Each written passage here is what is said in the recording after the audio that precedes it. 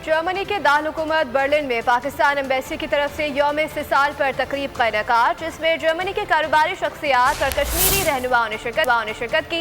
इस मौके पर सफीर पाकिस्तान डॉक्टर मोहम्मद फैसल ने शिरकत से खिताब करते हुए कहा कि 2019 में कश्मीरी कौम के हक पर डाका मारा गया और जम्मू कश्मीर की अलग हैसियत को ख़त्म करके जम्मू कश्मीर को भारतीय अफवाज के तसल्लुत में दे दिया गया। मवासलाती निज़ाम को मुकम्मल बंद करके कैसे महीनों तक औरतें और बच्चों पर मज़ालिम ढाए गए। पाकिस्तानी सफ़ीर ने आज कल जर्मनी भर में इस जारियत के खिलाफ एहतजाज मुनक्किद करने का भी ऐलान किया। जी बहुत शुक्रिया।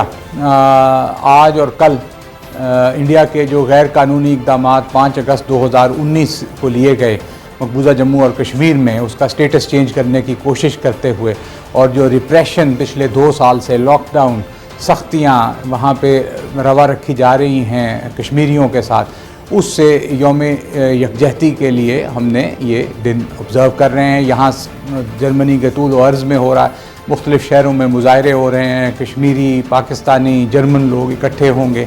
आज यहाँ एम्बेसी में हमने एक इकट्ठ किया है जिसमें जर्मन लोग भी हैं, लोकल कश्मीरी भी हैं, लोकल पाकिस्तानी भी हैं।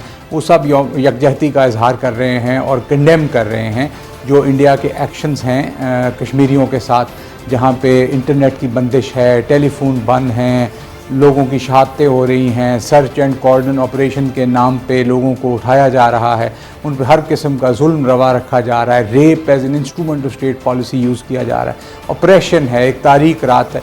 कश्मीरियों की जद्दोजहद जारी है। पाकिस्तान कश्मीरियों के साथ खड़ा है और खड़ा रहेगा।